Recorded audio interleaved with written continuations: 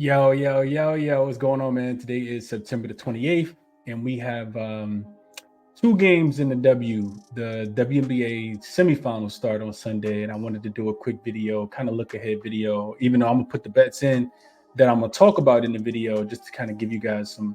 I think we're expecting a little bit of line movement tomorrow before these games close. So we're going to talk about Aces and Liberty. We're going to jump right into it for this first game. Real quick recap. The game twos they continue to treat us really, really good. We had Melissa Smith under on the 12.5 points plus rebounds. That was an easy winner. Minnesota team total should say over 84.5 was another easy winner. They scored 100 plus points, which moves us to 9-2 in the WNBA season so far. So hopefully we can continue to build on that. But just two more rounds left before we crown a WNBA champion.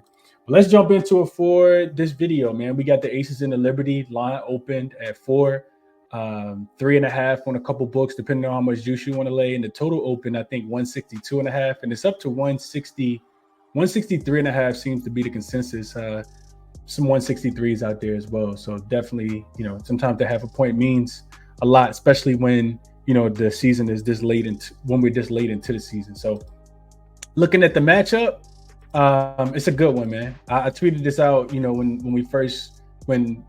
we knew that this was going to be, the next round, which it was kind of inevitable. But, looking at the matchup, man, Aces and Liberty, this should be the finals. The Aces didn't take care of business like they should have this season. So they didn't finish with a top 2 seed, but the Liberty, of course, did. Injury report, I think, is pretty clear for both teams. I put some, just some situational things here. You do got the Aces traveling from Las Vegas to New York. And for the Liberty, you got, third straight home game for them. Both of these teams have been excellent over their last 10 games. You see the Aces 9-1 straight up, 8-1-1 against the number. Also 8-1-1 to the under. And the Liberty, 8-2 straight up, 5-5 against the number as well. So, and then I got to, the playoff rankings as well at the bottom. You can see both of these teams have been excellent defensively as well.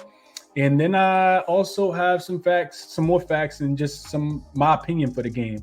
I look at this New York team, and just going back and kind of covering the series. They have played 3 times. New York, of course, won every game. They covered both games with A'ja Wilson. They lost the one without A'ja Wilson. So if you go back and look at those, the first one was 78-61. That game included no Chelsea Gray, no Courtney Vandersloot. Then you go back to game 2, Liberty absolutely smoked the Aces. And both of the first 2 games were in Las Vegas as well. Beat the Aces. They were dogs in both of those games. Beat the Aces 96-75 with no Benajelani Hamilton in that game. And then in game 3, which was the most recent one, just probably a few weeks ago, 81-75, the Liberty were able to hang on after going up 20. But then, Liberty came back. I think they took a fourth quarter lead, and A'ja Wilson didn't play in that game. And I think that's more of a reason to like the Liberty in this spot, man. They understand that, they can't play around with their food in this matchup. I put over here on the opinion side that if you're at Liberty, man, you absolutely have had to be waiting for this moment since losing in the finals last season. When when they lost to Vegas last year, I think it was Kia Stokes wasn't available, Chelsea Gray wasn't available, and they still lost on their home floor. And they were favorites in that game.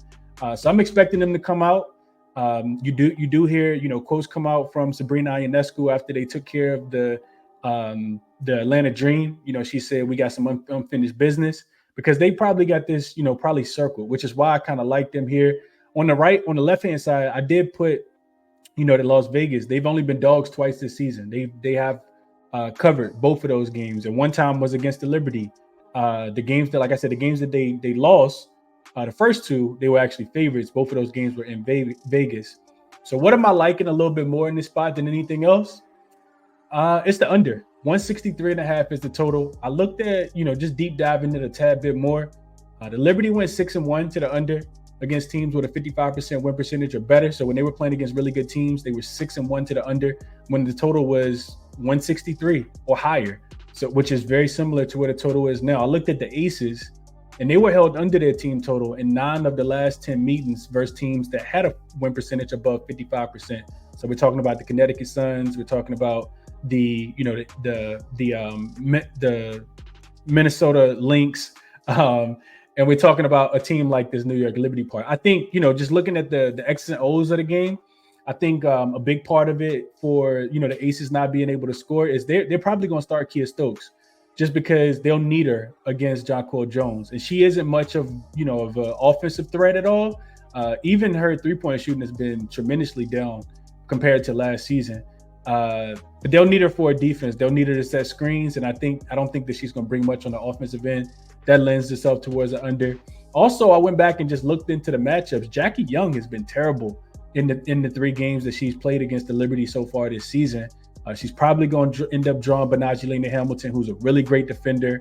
But yeah, Jackie Young, 8.7 points per game in 3 games on 29% shooting and 23.5% shooting from the three-point line in the 3 games that she played against the New York Liberty this season. So I could see both teams really kind of good. I know that the Aces are going to bring it defensively. I don't think we got to worry about that. This will be the best defense I feel like that the Liberty have faced, and they are probably the most talented offensive team with just the way that they can use the bench. And you got Phoebus now, and you got Sabali coming off the bench. Kayla Thornton will probably get a few minutes as well. So they, in my opinion, they have a lot more depth outside of the Aces having Tiff Harris that they can bring off the bench. They don't have a lot of bench scoring. Like you're going to be relying a lot, I think, on those starters to play heavy minutes, in my opinion. So I like the under in this game for all the reasons that I just kind of talked about. Like I said, both of these teams have been really good towards the under. Also, I don't know if I mentioned this or not, but when I was looking at the New York, the Aces in general, when they were playing against teams that had a 55% win percentage or better, they were 14-3 to the under as well. So that lets me know that they can win it with their defense. And if you've been watching the Aces play recently, it's been, their defense. Even if they've struggled to score the basketball, they've been able to do so with their defense. I think we see a very grinded out, defensive-oriented type game, which is why I like the under. I'm on the under here. I'll take the under 163.5. I'm also going to play the Liberty. It's going to be a smaller play, but I just kind of feel like, they got to seize their opportunity. You can't let the Aces come in here, punch you in the mouth in the first game. So you need them to win by 2 possessions with laying the 4. I think the 4 should be good money. I don't think it's going to be easy, but I do think the Liberty set the tone early. I don't think that, the Aces going to catch them sleepwalking at all, going to catch the Liberty sleepwalking at all, just because of, like I said, they understand how much of a threat the Aces are, especially with the way the Aces were able to keep that game close without A'ja Wilson available in the last game when the 2 teams played and it was 81-75. So I'll be on the Liberty in a smaller play, but I do like the under a little bit more than anything else. I'm not going to play any player props. Just kind of want to see how things go, and I'll react to what we get in game 1. Have some player props for game number 2. Player props have been treating us well, but I won't play anything here. And that'll be it. Resources that I use to handicap the games. I always like to share these with you guys. You can get 20% off your first month over at OddsJam if you use referral code CBC. The link for that is in the description of this video. There's also a link for the Money Baller. The Money Baller, all of the situational stats and trends. There's a lot of things that said take the first half under, when you look at Money Baller, and when I was breaking the game down using that software. So definitely check out that website as well. You can get 50% off using code ChrisBeCappinn, 2 P's and 2 N's. There's also some additional resources that I use to kind of handicap, various sports, but mostly WNBA as well. So definitely check those out if you guys are interested. Both of those, like I said, are in the description of the video. And that'll be it. If you enjoy these, short handicapping videos where I kind of, just break the games down, do me a favor, hit that thumbs up button on the way out. Subscribe to the channel if you guys are new. Like the video, share the video, all that good stuff. Best of luck on all your action for Sunday. It's going to be this is a treat, man. I'm going to be locked in. I know it's NFL Sunday, but I'll be locked in come 3 o'clock, man. I got to watch this one. Super excited for the game. Enjoy it. I'll talk to you guys in the next one, man. I'm out.